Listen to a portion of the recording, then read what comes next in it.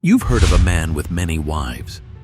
But what if I told you there's a culture where one woman marries every man in a single family?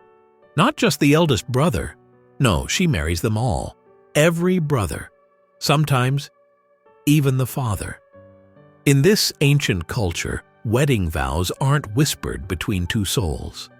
They're shared among many. To the outside world, it sounds like a twisted fantasy. But here, it's tradition. Here, it's normal. And in some cases, it's even expected. This isn't a Netflix drama. This isn't ancient folklore. It's real. And it's still happening right now in remote parts of the world. But what happens when one husband falls in love and the others don't? Why would any society allow this? How does one woman share one life with 5 husbands? And how do children know who their father really is? This is polyandry, the most controversial marriage system on earth. And in this episode, we take you inside the cultures where one woman marries the entire bloodline.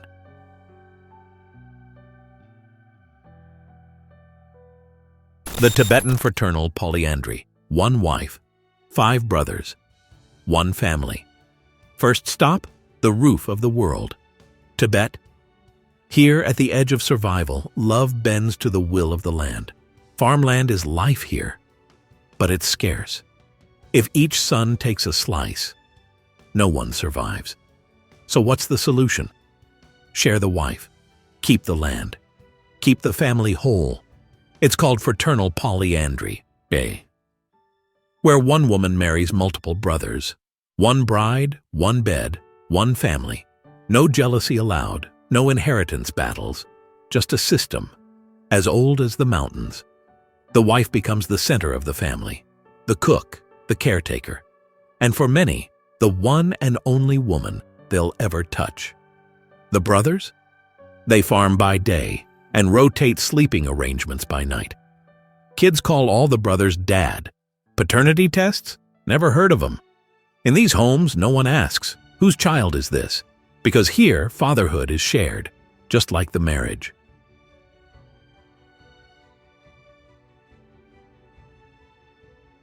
The Toda tribe of India. 1 wife, many husbands. 1 bow decides the father. From the snow-lined peaks of the Himalayas to the emerald hills of South India, we now enter the secluded world of the Toda tribe, one of Earth's most mysterious cultures.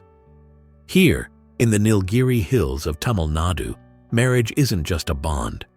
It's a complex network. 1 woman, multiple husbands, sometimes brothers, sometimes not. But here's the twist. She chooses who the father is. In Toda tradition, when a child is born, the mother performs a sacred rite. She gives a ceremonial bow, or sometimes the man performs a symbolic arrow ritual. That man is then declared the father. No matter who the biological one is, no paternity tests, no disputes, just a moment and a decision. 1 child, many men, and only 1 gifted the title of father. Anthropologists call it one of the world's clearest cases of female-controlled paternity. She holds the bow. She decides the lineage, a quiet power, hidden in plain sight. In Toda society, there are no courtroom battles. No accusations, no second guesses. Fatherhood is a ritual gift, and once given, it is never questioned.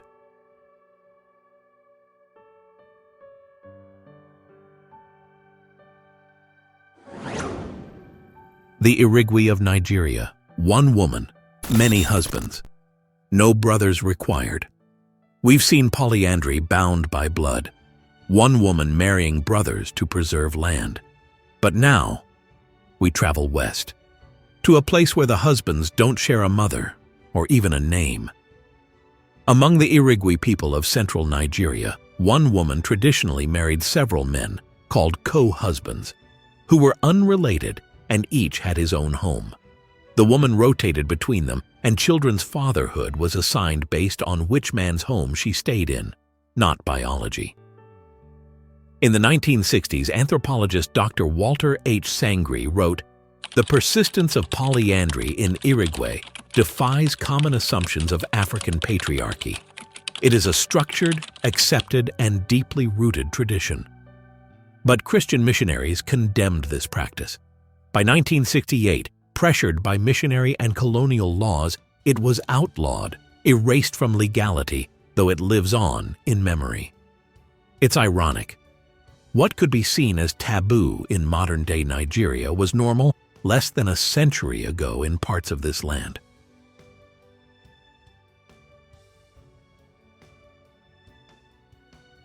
The Nimba of Nepal. Polyandry. Perfected on the roof of the world. Before we say goodbye, let's peek into a remote corner of Nepal, where the Nimba people rewrote the rules of marriage. For centuries, the Nimba embraced fraternal polyandry. One woman, many brothers, one family. It wasn't a compromise. It was tradition. The only way to keep their world intact. In these harsh mountains, land is as precious as oxygen. Divide it and everyone suffocates. The Nimba's polyandry ensures land stays whole, avoiding the disastrous fragmentation that could mean starvation or exile. The wife shares more than a bed. She shares a life with multiple husbands who share everything from chores to children. And the kids? They don't ask, "Who's my dad?" Because in Nimba homes, all brothers wear that title. This ancient dance held strong for centuries, until laws and modern pressures forced many Nimba families to change the tune. In a world racing toward uniformity, the Nimba remind us that family, love, and survival come in many extraordinary forms. We've traveled to the world's most remote places to uncover a truth that challenges everything we think we know about love and family. Here, marriage is not a union of two, but a bond that holds entire families together, where survival, tradition, and love are inseparable. As the modern world presses in, will these ancient ties unravel or endure, hidden in the shadows where marrying multiple men still lives on? If you crave stories that shock, cultures that rewrite the rules, then don't just watch, be part of us by subscribing to our channel. Because history isn't just in books, it's alive, hidden, waiting to be uncovered. Hit subscribe, tap the bell, and prepare for the next journey with us. See you in the next video. History was wild. We've got the receipts, people. Oh yeah, the past must be crazy.